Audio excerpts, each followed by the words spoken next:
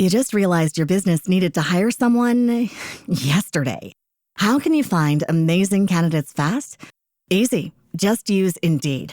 Stop struggling to get your job post seen on other job sites. With Indeed sponsored jobs, your post jumps to the top of the page for your relevant candidates, so you can reach the people you want faster. According to Indeed data, sponsored jobs posted directly on Indeed have 45% more applications than non-sponsored jobs. Don't wait any longer. Speed up your hiring right now with Indeed. And listeners of this show will get a $75 sponsored job credit to get your jobs more visibility at Indeed.com/kidsandfamily. Just go to Indeed.com/kidsandfamily right now and support our show by saying you heard about Indeed on this podcast. Terms and conditions apply. Hiring? Indeed is all you need. I'm here on the job site with Dale, who's a framing contractor. Hey, good morning. Dale traded up to Geico Commercial Auto Insurance for all his business vehicles. We're here where he needs us most. Yep, they sure are. We make it easy for him to save on all his insurance needs, all in one place, with coverage that fits his business and bottom line.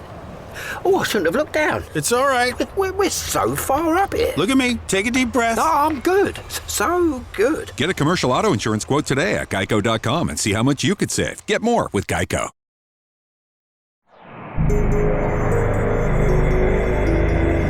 Weirding Way Media.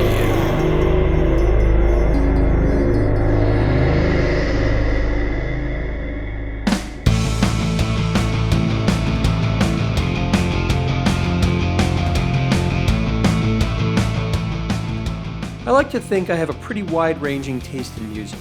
There's a famous quote commonly attributed to Duke Ellington that says, "There are simply two kinds of music, good and the other kind." If a piece of music moves me, it doesn't really matter what genre label is applied to it. But almost no other genre has put that credo to the test than the one I'm spotlighting in this episode. Buckle up, because tonight we're treading the thick, churning waters of death metal.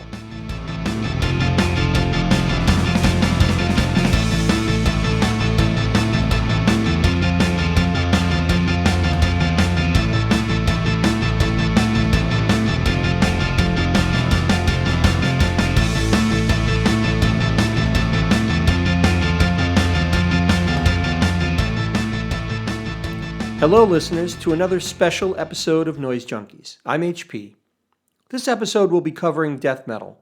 I'll discuss the genre signifiers and which bands are carrying the death metal torch high and proud.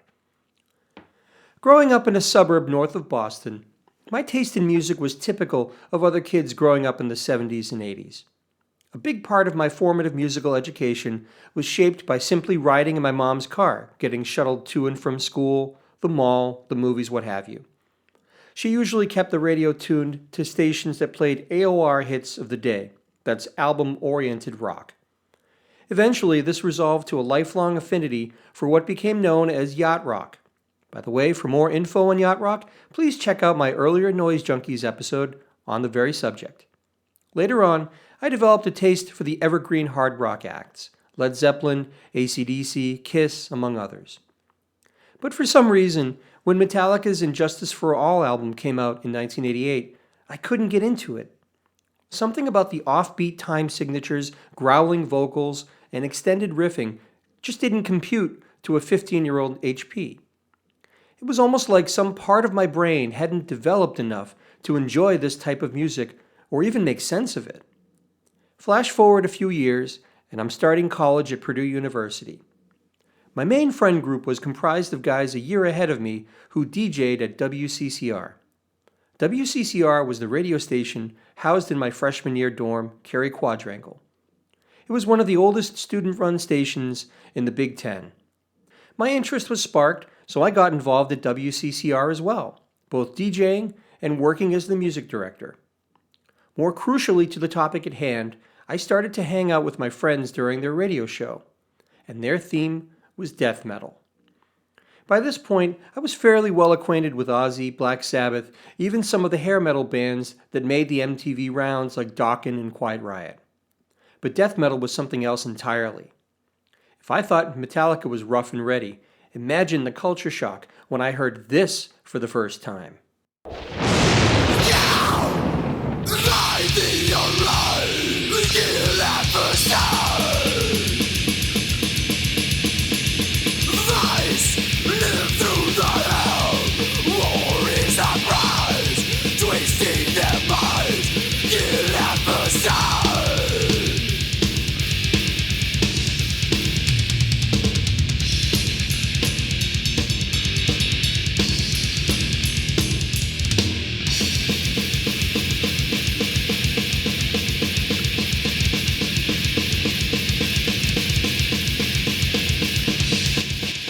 That's Find the Arise by the band Obituary, one of a galaxy of death metal groups that I was getting a crash course in. We'll hear more about them in a little bit. All these bands had deep guttural vocals that evoked snarling beasts more than anything else. The drumming was so fast and precise, just a brutal onslaught, with a particular emphasis on quick double bass runs. The topics all seemed dark and death-obsessed, although I would eventually learn that that was an overgeneralization. Look closer past the heaviness and blast beats, and you'll start to notice the differences. For example, I was surprised to discover that there was such a thing as Christian death metal. The casual listener wouldn't know the difference. Sometimes the album cover would offer clues, but mostly you had to look deeper at the song titles and lyrics to get the message. One such band that got a lot of play amongst my friend group was called Vengeance Rising. Their 1989 album Human Sacrifice included such songs as I Love Hating Evil and He Is God. Here's another song off that album called Receive Him. By the way, that's not an edit. It's the entire song. Did you blink or cough at that moment? Here it is again. Death metal songs can be long and technical with frequent time signature changes. But some songs, like Receive Him, can be extremely short, typically punctuated with blast beats. Again, the more I heard these bands and the variety of shapes and styles, the less it all just sounded like noise to me. I could start to discern each band's unique identity and sound. Let's delve into several artists that turn my head around. No discussion of death metal can really begin without talking about guitarist-vocalist Chuck Schuldiner and his band Death. Formed in the early 80s in Altamont Springs, Florida, Death was one of the early pioneers of the nascent death metal sound. I remember one of my friends quoting an ad from the time that stated, "Death, the first word in death metal." Their first few releases, 1987's Scream Bloody Gore and 1988's Leprosy, helped establish the death metal template that countless bands would follow.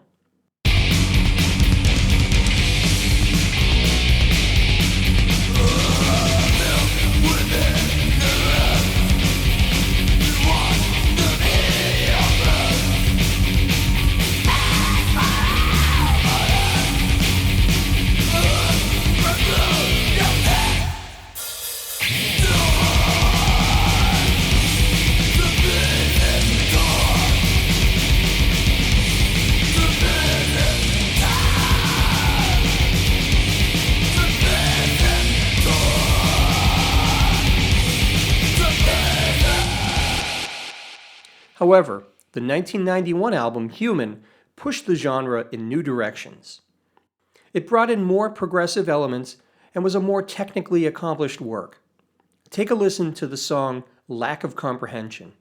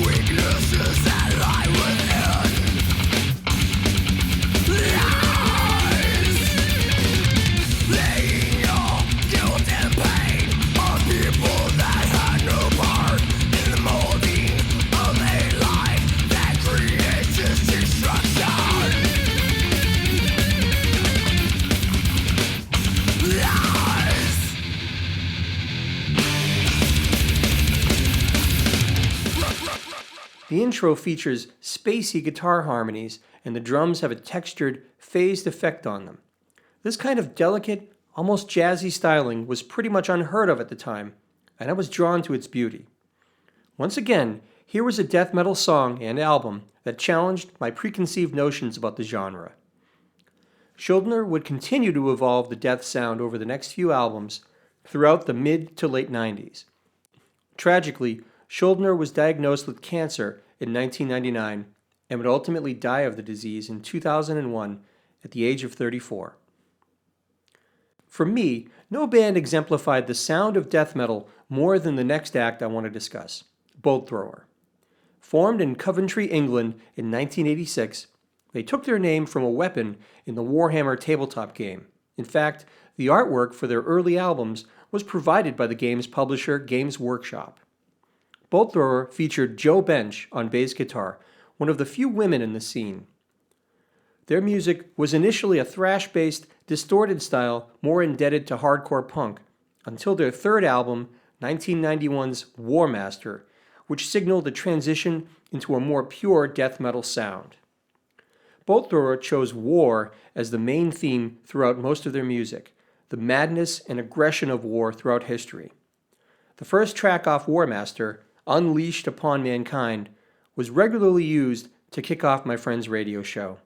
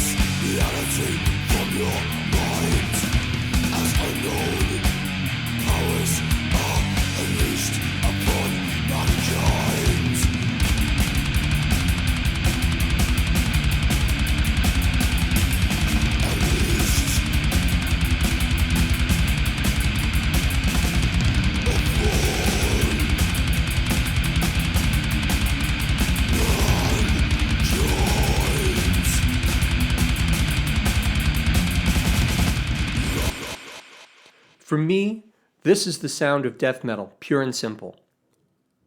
The band creates a thick, chugging wall of sound over which vocalist Carl Willits barks his lyrics, punctuated by Andrew Wales' drum fills. Bolt Thrower songs also had more melody, which helped set them apart from other, more simplistic bands of the time, and the production was much cleaner. The 1-2 punch of War Master and its follow-up, 1992's The Fourth Crusade, remain two of my favorite death metal albums. The third death metal band I'd like to discuss is another one of my favorites, Dutch band Pestilence. They too moved in a more progressive direction with their second album, 1991's Testimony of the Ancients. But their third album, 1993's Spheres, was a game changer for me. They expanded their progressive sound even more on this album, incorporating guitar synthesizers to allow them to bring in more orchestral and synth textures. They also brought in other influences, including jazz fusion.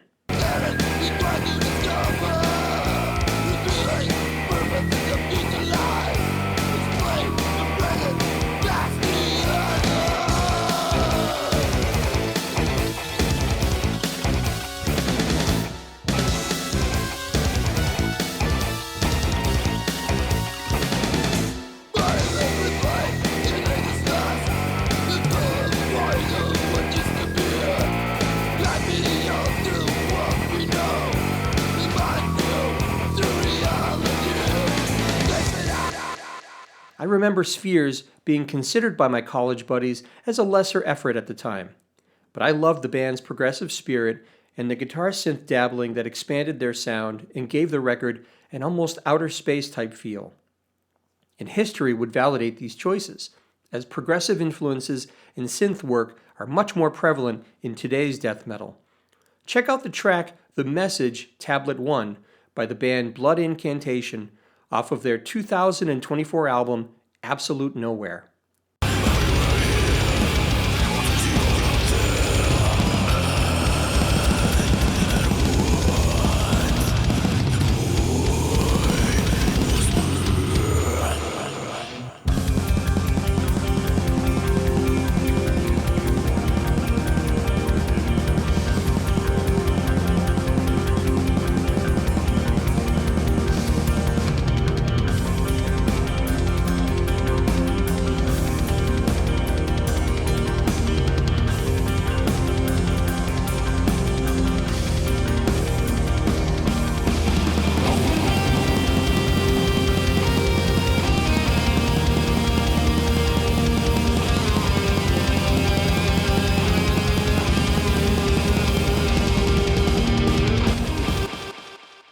Blood Incantation and other latter-day bands are taking the best of what came before them and adding their own unique spin on death metal. Like any musical genre, it needed to change and evolve in order to survive. The core elements are still there, the spirit and passion, but flung into new directions and sounds that my friends and I never could have predicted as we spun records and CDs in WCCR back in the early 90s. There's no way I could get into this discussion about death metal without having the very person who introduced me to this music some 30 plus years ago, something like that. I have with me my good friend Bob from college. Bob, how are you? Oh, awesome, man. Thanks for having me. This is an honor. It's a pleasure. Now, just for the listeners out there, just some background. Bob and I went to Purdue University long time ago, and Bob was 1 year ahead of me. I got to Purdue not knowing anybody, not knowing a soul, and I was in my room playing DRI's "Think for Yourself," the riff, the main riff. Bob came in with another friend, nodding their approval, and that was it, man. All of a sudden, I had a place in the dorm. I had a place among the friend group, and things just kind of grew from there. So Bob and his buddies had a radio show in the radio station in Cary Quad, which was the dorm we lived in. It was WCCR, which I've already talked about a little bit earlier in this podcast, but it was one of the oldest radio stations in the college system, was it not, Bob? Yeah, I think it was among the earliest. I wish I knew a little more history about it, but when we were there, we didn't really care. We made it ours. They still produce content. They still have DJs. It's a lot more sophisticated now than it was then. Back then, we were literally playing records and CDs. Bob and his buddies had a metal show. Was there a name to the show, Bob? Can you remind me? Oh, yeah, it was the Bob X Pinslayer Metal Show. I got an interest in the radio station, like I mentioned earlier, and Bob and his buddies would let me sit in on the show sometimes, watch what they were doing, and maybe even contribute a little bit. And I think maybe 1 or 2 years into it, maybe by the time my sophomore year-ish, Bob, correct me if I'm wrong, you and I branched off and started doing the show together. Was it my junior year or was it right around that time? I don't remember. Well, I think I did shows with Pinslayer all the way up until he was gone from Purdue, which would have been my 4th year. But I liked college so much, I stuck around for a 5th year. And I mean, because you were always a part of the show. We never put you in the title, but you were integral to the show. And then that last year, when your 4th year, my 5th, we did the Bob X Tipper Rothgar Sex Esteem Workshop, which I forgot the name. Was, It was us, and there was a guy, Dave, who would do it with us, and also Dave, George, his buddy George, who also didn't really last too long at Purdue, but yeah, he tried. But was it? So I thought it was the last couple of years, but maybe it was just the last. My senior year was when we did it, but I felt like we did it for a little bit longer, just exclusively, just you and I. But at any rate, I basically inherited the show with Bob, and it continued in that same vein. My education on death metal just continued on from there. But I wanted to pick your brain a little bit, Bob. These are questions that I don't think I've ever actually asked you a lot of these things, but I'm really curious. First thing I wanted to get into is, how did you get into death metal originally? I talked a little bit earlier in the episode about my beginnings were with things like Black Sabbath and Ozzy and AC/DC, the typical hard rock. But what was your entree into this type of music? It was kind of a two-stage process. The very first I even heard about death metal would have been my freshman or sophomore year in high school. There was the guy in my class that was talking about this CD that he saw at the music store. And he said it was by this band called Death. And I was like, that's an interesting name for a band. And he said, yeah, there's a song on there called Regurgitated Guts. And I was like, wow, that sounds weird. But I never really sought it out. And then flash forward a couple years, I think it's the summer of my senior year, getting ready to go to college. And I'm at the record store. And I'm looking and I see a band called Pestilence. And there's this album cover with this guy with ants crawling all over his face. I was like, that looks cool. I was like, hey, I got to check this out. Because by then I was into Slayer. I'd kind of grown out of Metallica a little bit. Megadeth was still really cool, but I was pretty much into thrash, and I thought Pestilence was going to be another thrash act. And so I bring it home and I'm listening to it and I'm like, why is he doing that with his voice? That's just weird. And to be honest, I didn't really care for it so much. I was like, I appreciated the drums and the guitars, and I couldn't get over the voice. And so I kind of shelved it for a while. And then that summer, I just went on a CD binge. I mean, I was just an idiot. I went out and I sought out that band Death, and I picked up all three of theirs, and then go down the list. I have Suicidal Tendencies. I've got all kinds of stuff. And so I flash forward to Purdue, and then I'm starting to get into Death. I'm like, okay, these Death guys are pretty cool. I'm starting to understand the vocals, but Pestilence was still this thing that was like this odd thing. And so finally I pop it in, and this might have been by the time Martin Van Drunen had left and started Asphyx. And not started, but technically joined Asphyx. And I'm like, okay, I like Martin Van Drunen. Well, he was in Pestilence. Let's listen to this again. And then I was like, okay, now I get it. It's funny because I had a very similar reaction when before Purdue, before college. For me, and I talked about this a little bit earlier, but I'll relate it to you a second time. It was Metallica. It was Injustice for All. And I had a similar thing where it seems silly now, but I couldn't. Something about Hetfield's voice, it's like my brain wasn't ready to really understand musically, how to approach that. But it's a very similar thing to what you're talking about when you it was like a puzzle you had to solve with this Pestilence CD. And you're like, I know, I really dig the vibe, and I know I like the music, but there's something about the voice that it's almost like you have to acquire the taste for it, right? Totally. Who do you consider the godfathers of death metal? It sounds like obviously you can point to bands like Slayer and these thrash bands that kind of laid the groundwork. But knowing what you know now, who do you consider the forebears that led to the creation of that genre? I love the question because, and I know anyone that's going to listen to this, I stress, I am not an authority on this. This is my opinion. There's a lot of subgenres of death metal I don't seek out. That's the joy about these things. It's open for discussion. It's all opinion. But first and foremost, I look at longevity. So it starts and ends with death. Chuck Schuldiner to me was a brilliant mind and taken from us way too soon. Death I mean, they're the GOAT. As far as I'm concerned, they're the absolute GOAT. They are amazing. So Death is there. And then you got Obituary. Those guys, they've been pounding it for years. They're consistent. I consider them the AC/DC of death metal. You always know what you're going to get with them, and you're not disappointed.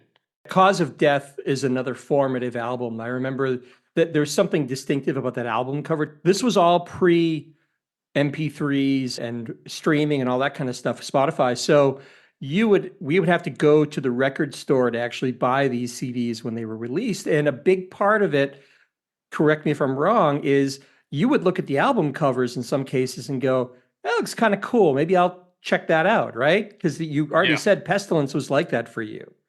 Mm-hmm. Yeah, there was a guy named Dan Seagrave, and for all I know, he still makes album covers, but odds are, if you saw a death metal album in the 90s, it had a Dan Seagrave art album cover. I think he drew most of Malevolent Creation stuff, all kinds of acts, Resurrection. A lot of the names escape me, but Dan Seagrave was all over the place in the 90s. But yeah, so you were saying death, obviously, as I mentioned earlier, is the first word in death metal is death.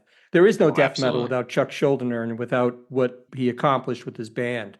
Obituary. What other? Like, I guess we're kind of talking about who's on your Mount Rushmore of death metal. So there's a couple. Who else is on your Mount Rushmore besides Obituary and Death?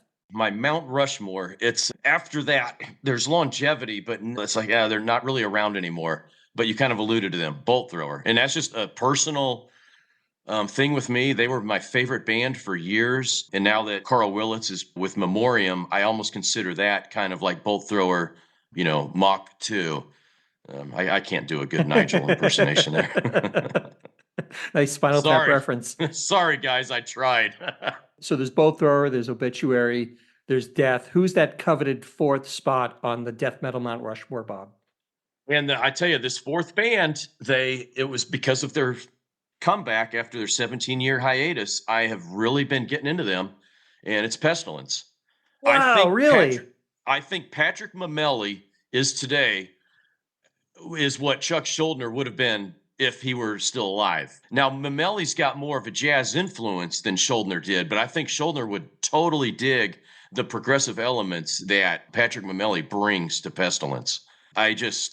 The combination of the time changes, the blast beats with the drummer, and his vocals have really gotten better with each album.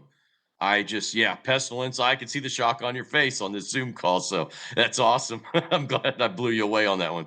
The reason for that is, and I talked about this a little bit earlier, is Pestilence for me, the Spheres album from '93. I remember very clearly when that came out, you and I going down to Rose Records or wherever in West Lafayette and picking it up. But you and others were not that into Spheres specifically because it had so many out there progressive elements. Like they were using guitar synths, they had more interludes that they kind of did that with Testimony of the Ancients, but they really did some creative odd things with Spheres. But am I misremembering? Was that not? I thought that was, you considered it one of their lesser efforts basically, but am I You're wrong not about doing it that? justice. I freaking hated that album. When it came out, I was like, what in the world are they thinking? This is garbage. I didn't appreciate it. You were always way more musically mature than I was. So, of course, you would get it. And I'm sitting here like, oh, duh, I hated it. Just give me the flash stuff. And it's one of those things that, time away from it. And once they came back with Resurrection Macabre, I started going back to all their back catalog. And I was like, you know what?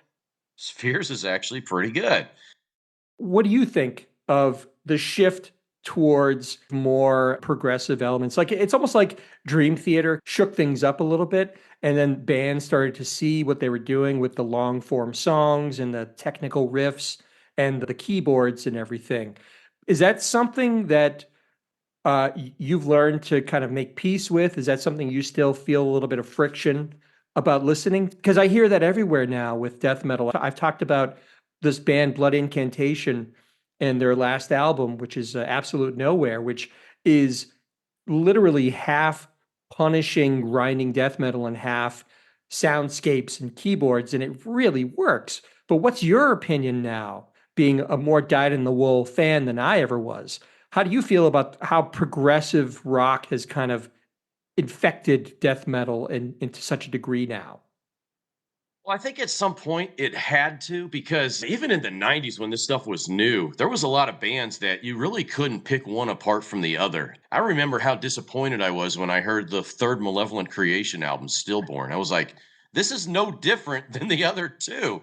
And there's a difference between doing something insane like the Black Album and then just trying to grow a little bit and expand, like what Death did. Chuck had the ideas, I think, with leprosy and spiritual healing, but he didn't have the musicians around him. And then Human came out, and it was like the doors got blown off. He really went progressive, but did not sacrifice the brutality. And his vocals are as pointed as ever, and he just got better and better. Nowadays, there's a band that I recently discovered called Gone in April. It features the bassist Steve DiGiorgio, who's played a lot with Testament and some other bands. And it's a two vocalist band. They've got a guy who does the death grunts, and then they've got this lady that almost sounds like an opera singer. And you talk about a dichotomy of vocals, and they make it work. And the musicianship it'll keep you there because they keep a lot of the elements of death metal, but then there's these vocals that really offset that, but make it work. The long answer to your quick question is, yeah, I have absolutely made peace with it, and I actually appreciate the bands that can pull this off. I think you raise a really good point, is that death metal really has no choice. Like any good musical genre, it doesn't have a choice but to evolve at some point. And I guess the question becomes like, what does it evolve into? Now you can't, it's almost like I can't hear a death metal album without hearing the ambient keyboards or the interludes where there's everything kind of breaks down a little bit, it gets quieter, and the dynamics are really where it's at now. But you're right, though, and that was my challenge as an early listener of this, is that I'd be in your radio show, and it wasn't always easy to tell apart one band from the other because, especially at that time, it was all so homogenous, right? It was all Oh, yeah. about like blast beats. So it was great that I could grab onto a bolt thrower. History will show that they're one of the more unique bands to come out of that genre because everything about them was so distinctive. Even the fact that they had a female bass player, which was it still feels kind of unheard of and ahead of its time, right?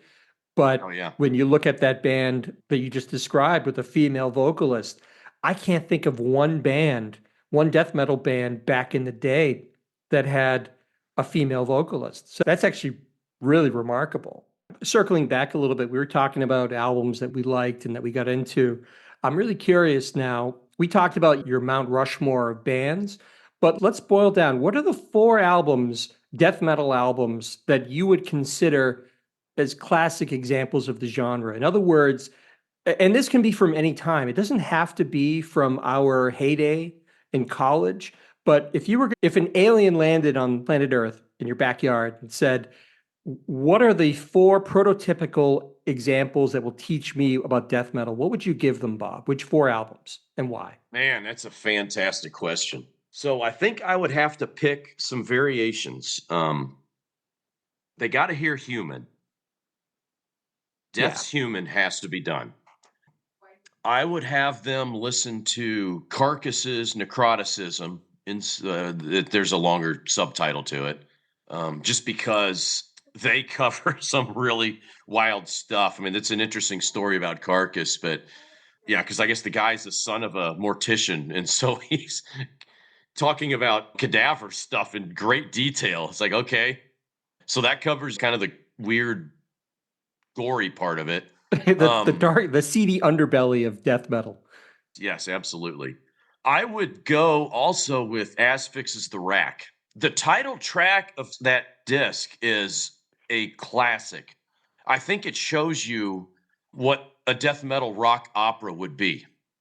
It's got an interesting intro, but then you hit Van Drunen's vocals, and there you go. So, As Fixes the Rack, and then, gosh, a 4th one. Oh boy, It's a tough one.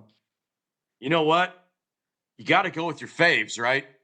Yeah. We're going to go with Bolt Thrower, and it's going to be the 4th Crusade. Yeah, I agree. The easy answer might have been War Master because that one was like the template that they followed over the next several albums, right? Because before that, it wasn't quite as recorded as well, and there was it was just not, it didn't quite add up to the sum of its parts. But I agree with you. I actually think 4th Crusade in a lot of ways is better than War Master. I like 4th Crusade better. It's got 12 songs. Anytime you've got a sample size that's bigger and there's no weak link, bring it on. It's an amazing album because they had kind of found their formula on War Master, but then 4th Crusade is where any good band consolidates what made them great or what's making them great. And it's kind of like a statement album, right? This is who we are. And to me, it's so iconic. That's an overused word, but I remember that coming out and just blowing us away. I remember it being played on the radio show, all killer, no filler, right? Exactly. Yeah. Yeah. The other thing I wanted to mention, not only is Bob a diehard death metal fan, but curiously enough, at the time at least, because that's all I remember you really listening to, but the only other band that I remember you really, really being a huge fan of at the time, and surprising maybe then, not so much now because we're all older, is Nirvana. Definitely in our friend group, I think you were the biggest fan of Nirvana. And I thought at the time it was really interesting because I never heard you listen to anything but death metal. But you were big into Nirvana at the time. Hey, I'll never forget when it was before Nevermind came out, the single, it was Smells Like Teen Spirit. I couldn't get it out of my head. I was absolutely mesmerized. And yeah, I had the Nirvana bug, and holy crap, man, that band I really dug Nirvana. So yeah, you're right. That was a format shock. And if you want to go even crazier, my favorite non-metal band, and I'm not even joking, my favorite non-metal band is Mr. Mister. What is it about Mr. Mister specifically that speaks to you, I guess, and is one of your favorites? The song Stand and Deliver, I love the bass line. Richard Page's vocals, the guy was an excellent singer. Being in the pop world has got to be brutal because if you try to diverge at all, you are absolutely massacred. And after Welcome to the Real World, they didn't put out another pop-friendly album, and then that killed their career. I love Welcome to the Real World. That's a great album. It was huge because they had the two singles. They had Kyrie and they had Broken Wings, right? Yeah.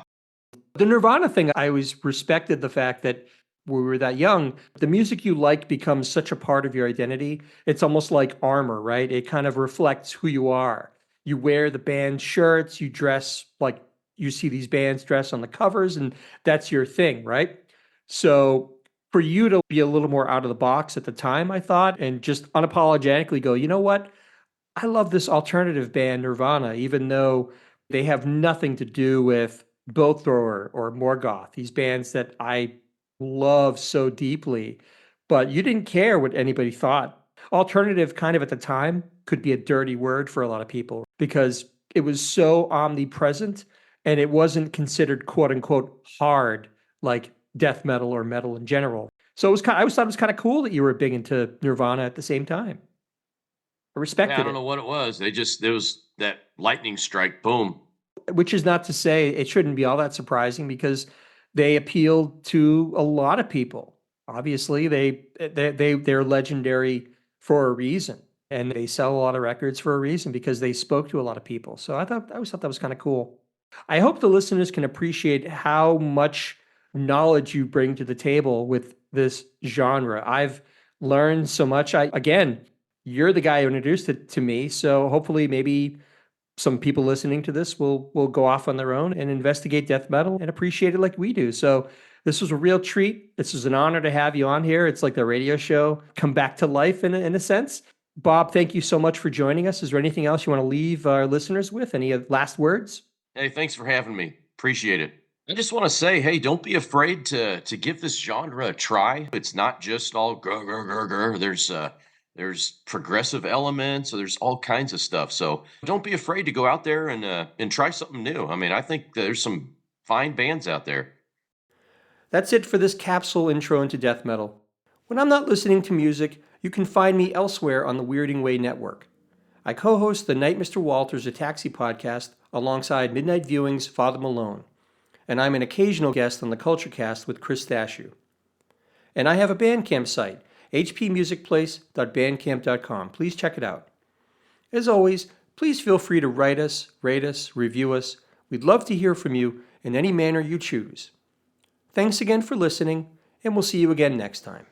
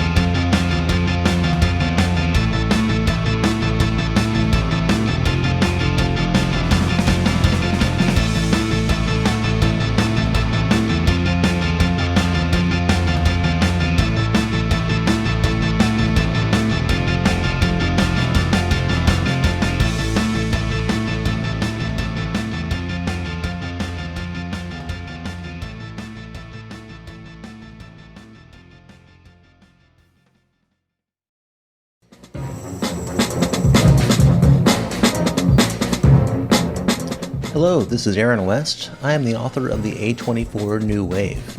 In this book, I look at A24's output and I make the argument that we are in a new wave movement right now. A24 plays a major role. This book has a supplemental podcast where each episode is a brief conversation about an A24 related topic, whether an actor, director, or even a genre. As I continue research for the book and conduct interviews, I expect to record podcast episodes with people involved with the company. You can find the podcast at cinejourneys.com or wherever you find podcasts, and we are proud to be members of the Someone's Favorite Productions podcast network. Have you ever wanted to dive deeper into the horror movies you love? Beyond the Blood is a horror podcast for fans who want more than just surface level screams. We do deep dives into the movies that shaped us, digging into director commentaries, behind the scenes stories, deleted scenes, and the special features that most people skip. Each episode is a love letter to the genre. We break down how these films were made, the creative risks that paid off or didn't, and the lasting impact they've had on the genre as a whole. From 70s slashers to modern nightmares, we celebrate the craft, chaos, and characters that keep us coming back. If you're the kind of fan who rewatches movies with the commentary on, or you simply grew up in the video store horror aisle, the Beyond the Blood podcast was made for you. New episodes every single week. Subscribe, let's dig deep. Welcome to the Beyond the Blood podcast.